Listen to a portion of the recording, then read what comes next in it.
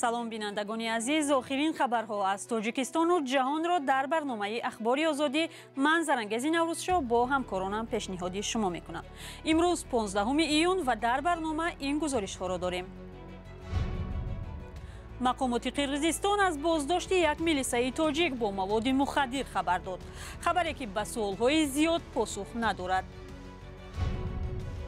дар ноҳияи Ашт рафъи оқибатҳои сели харобиовар идома дорад. азбаски мардҳо дар муҳоҷиратанд, занони деҳот дасту остин барзада ба ҳашар баромадаанд. شورش فرزندش مثل شوهرش مثل دیگه اینجا به همین زنکام کار نشد. راستی گبده اومدن همین کار کشوندن ماشو. ва пардаи бакорат ҳанӯз ҳам дар бисёре аз гӯшаҳои ҷаҳон як мавзӯи маргу зиндагӣ барои духтарон боқӣ мемонад. пизишкон мегӯянд ин бовар ба гумроҳӣ мебарад. یه پرده‌ای وجود نداره، واقعا راهش باز هست و همه اینها افسانه‌ایه که متأسفانه به ما گفته شده. вазорати корҳои дохилии тоҷикистон хабари боздошти корманди милисаи тоҷик аз ҷониби мақомоти Қирғизистонро бо гумони қочоқи маводи мухаддир тасдиқ ё рад накард. вазорати корҳои дохилии Қирғизистон бо нашри як хабар рӯзи 15 июн иддао кард ки як корманди милисаи тоҷикистон бо беш аз 33 килограмм маводи мухаддир дар ҳудуди вилояти Ботканд боздошт шудааст. ҳамкорам Мирзонабӣ Холиқзод ин мавзӯъро пайгирӣ кард ва ҳоло дар студия бо мост. хуб Мирзонабӣ, аввал дар бораи ҷузъиёти ҳодиса мегуфтед ки чӣ гуна сурат гирифтааст? воқеан Зарангез, вазорати умури дохилии Қирғизистон як видеоро нашр кард ки дар он чеҳраи фарди боздоштшударо дидан ғайриимкон аст. танҳо санадҳое нишон дода мешаванд ки гӯё ба шаҳрванди тоҷикистон буданӣ ишора мекунаду тамом. аз ҷумла шаҳодатномаи корманди милиса ва рақами онро нишон медиҳанду халтаи ордеро ки дар он гӯё маводи мухаддир ҷой карданд. ба гуфтаи мақомоти интизомии Қирғизистон ду шаҳрванди тоҷикистон боздошт шуданд.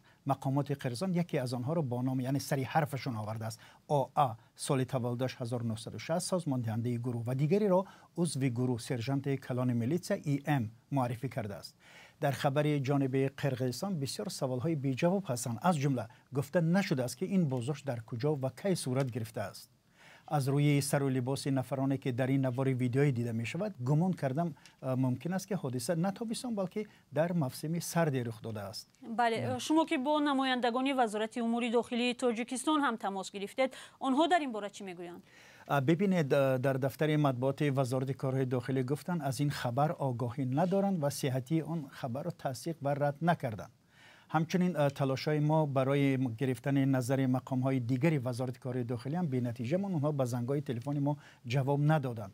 вале боздошти корманди милисияи тоҷик бо гумони қочоқи маводи мухаддир дар қаламарби кишвари ҳамсоя ҳодисаи нав нест. 6 сол қабл як корманди милисияи тоҷик бо номи Муродалӣ Иброҳимов дар Қирғизистон бо маводи мухаддир боздошт шуда буд, вале вазорати корҳои дохилии тоҷикистон он вақт гуфта буд ки ин корманди милисия як моҳ пеш аз боздошташ бо фармони вазир бинобар пас задани шаъну шарафи кормандони корҳои дохилӣ аз кор ронда шуда буд. вале ба ҳар ҳол нашри хабари мазкур як рӯз баъд аз марги як сарбози тоҷик ва маҷрӯҳ шудани фармоидаи дигари нирӯҳои марзбонӣ дар сарҳади тоҷикистону Қирғизистон сурат мегирад ва ин хабарро аломати дигаре аз бадтар шудани робитаҳои ду кишвар медонанд ки наметавонанд марзи байни ду тарафро таъин ва аломатгузорӣ kunанд. ташаккур. ҳамкорам Мирзонабӣ Холиқзод дар бораи хабари боздошти як корманди милисаи тоҷикистон ба гуфтаи мақомоти Қирғизистон бо иттиҳоми қочоқи маводи мухаддир суҳбат мекард. барномаро пай мегирем. шоҳидони айнӣ мегӯянд ки дар 3 рӯзи гузашта даҳҳо мошини низомӣ аз шаҳри Хоруғ ва қаламрави вилояти Бадахшон берун шудаанд. як сокини ноҳияи Рӯшон рӯзи 15 июн ба радиои Озодӣ гуфт тақрибан 30 мошини низомӣ вилоятро тарк кардааст ва дар ҳар яке аз онҳо аз 20 маъмури амниятӣ савор буданд. мақомот дар ин бора чизе нагуфтанд. ба гуфтаи сокинон теъдоди низомиён дар шаҳри Хоруғ камтар шудааст. баъди як тазоҳуроти олуда бо хушунат дар Бадахшон рӯзи 16 май ҳукумат ба ин вилоят нирӯҳои махсусро фиристод то ба гуфтаи мақомот амалиёти зидди террористӣ анҷом диҳанд. дар натиҷа рӯзи 18 май ҳангоми пароканда кардани гурӯҳе аз сокинони ноҳияи Рӯшон ки роҳи Душанбе Хоруғро баста буданд чанд нафар куштаву захмӣ шуд. حالا برمیگردیم به ولایت سوخت. در ناحیه اشت رفعی عاقبت‌های سیل خرابی‌آور ادامه دارد. مقامات ناحیه مبلغ زیانی رسیده از سیل را 3 میلیون سومانی حساب کردند. بر اثر سیل روز 30 می در جماعت اشت و پنوک ناحیه چندین کیلومتر راه زیر آب مانده پل‌ها خراب شدند. ساکنان ضرر دیده ناحیه که به کشت و کار مشغول بودند حالا همه کار را یکسو گذاشته با راه حشر عمومی در پی برطرف کردن پیامد آفت طبیعی هستند. همکارمون فرزان محمدی به این منطقه رفت. تقریباً 2 هفته باز ساکنان دهه اشت به برطرف کنی پیامد سیل عظیم مشغولند. سیلخیزی آخر ماه می تقریباً 10 کیلومتر راههای ماشینگرد، بیش از 20 پلی خرد و بزرگ و قسماً یکچند خانه‌های استقامتی را خراب کرده ضرر بزرگ اقتصادی در پی گذاشت. مقامات حالا زیان رسیده را 2.5 میلیون سومانی حساب کردند. پیرار اومدگینده چی رزنده اومد 2 ورششت برا بو خط تو دکاریم بو اسبالا آدم میمره اختقال مایم رحمت اختقال بیام همه مونده پول تو دکاریگی باشدم همین اسبالا کرود بیچاره نشود انا بو سیل اومدگیته برا همه جایا 3 سال پیش همینجا ساختگی امارات‌های همش گرام برافتگی بود. ما این چیزا از نو ساختگی بودیم. من خودتون دیسکتون پول پور بود نشده با همین حالت بود. ضرری کلانی که خلق دید از چند آب ماند. کشتی کار بماند، کارچکاش بماند و حاصل دیگه نمیشد. مسئولان مقامات محلی میگویند حالا حدود 15 نقلیات‌های بزرگ حجم و تکنیک‌های راه تعمیرکنی را در این منطقه فعال کردند. ولی ساکنان و فعالان ده وابسته به حجم خسارات حدس میزنند که بیشتر از 1 ماه باید مردم به حشر عمومی برآیند. زیرا گرمشوی روزهای اخیر آنها را نگران کرده است و از احتمال باز آمدن سیل ساحل‌ها را مستحکم می‌کنند. انا من ضعیف یا باشگونش یا همش اومده می‌جنده کار کرده تا منوبم رحمت چه که انسان این کار کردن. شورش فرزندش به شوهرش دیگه همینجا به همین زنکام کار نشد. راستی گبده. در دهه‌های این جماعت قریب 30,000 اهالی زندگی می‌کند و کوچاندن آنها به محل بی‌خوف از آفت‌های طبیعی دشوار است. جماعت اشت که از 3 جماعت آسیب پذیر از سیلخیزی در ناحیه اشت به حساب می‌رود.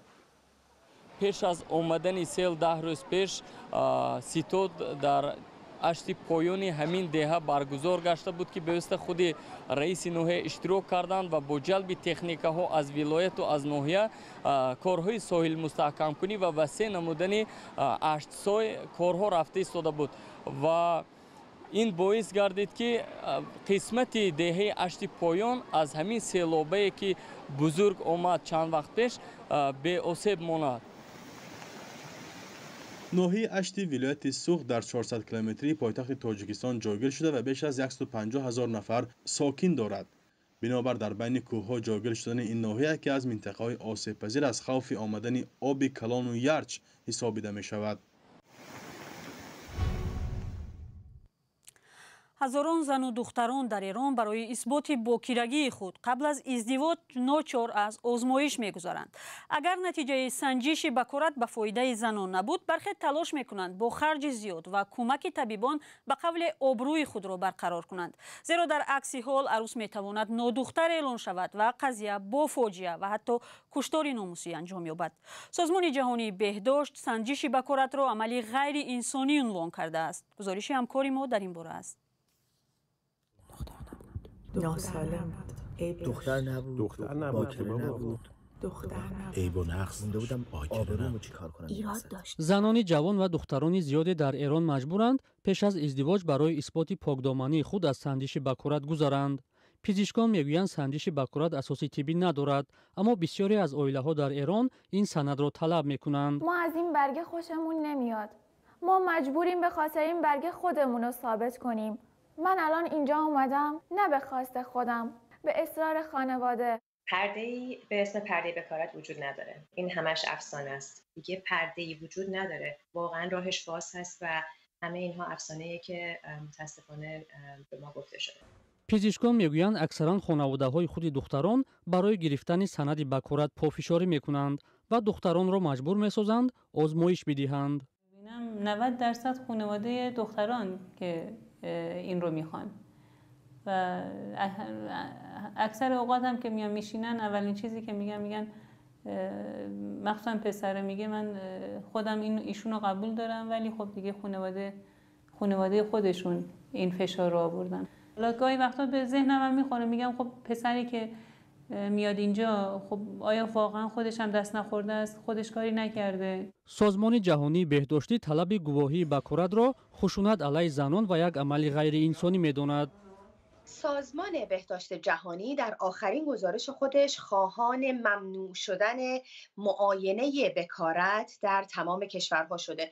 اونها در این گزارش معاینه بکارت رو فاقد اعتبار پزشکی دونستن و خشونت علیه زنان. اونها بر این باور هستند که این معاینات خلاف شأن و کرامت انسانی هستش.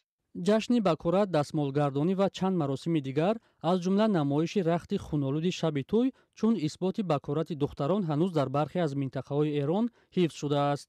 همین فشارهای روحی و روانی باعث شد که گروهی از زنان و دختران تلاش میکنند با خرج زیاد آبرو و بکارت خود را برقرار کنند. چیزی که به عنوان ترمیم ازش یاد میکنن متاسفانه یک راه درآمدی شده برای کسانی که میدونن خیلی از خانواده‌های ایرانی یا خانواده‌های کلاً هر جایی با این مسئله مشکل دارن و براشون خیلی مهمه و کاری که میکنن دهانه واژن رو به هم میدوزن و در دخول بعدی که اتفاق میفته این بخیه باز میشه و باعث خونریزی میشه و عملی رو به وجود میاره که مردم دنبالش هستن که ببینن. دستتون بدیم. آقا منصور دست درد نکنه با این عروس آوردن. به مردم چی بگیم؟ بگیم نه. باکره بودن هنوزم در بسیاری از گوشه‌های جهان یک موضوع مرگ و زندگی برای دختران باقی میماند. نگذشتن از سنجش بکارت بعضاً میتواند برای دختران با فاجعه یا قتل ناموسی بیانجامد. حالا برمیگردیم به تاجیکستان. واردات و فروش لامپا یا چراغ‌های کم مصرف در تاجیکستان منع شد. این در حالی است که چندین سال پیش مقامات کشور همین چراغ‌ها را خیلی تشویق و تعریف کرده مردم را مجبور می‌کردند از لامپاهای معمولی دست کشیده فروزانک کم مصرف استفاده برند. چرا اکنون حکومت این چراغ‌ها را منع می‌کند؟ گزارش همکاران ما برات یوسفی و اسکندر فیروز را در این باره یکجا می‌بینیم.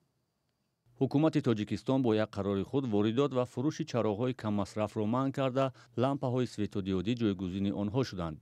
13 سال قبل مقامات با چنین یک تصمیم دیگر استفاده چراغ‌های تصفان را منع کرده بود.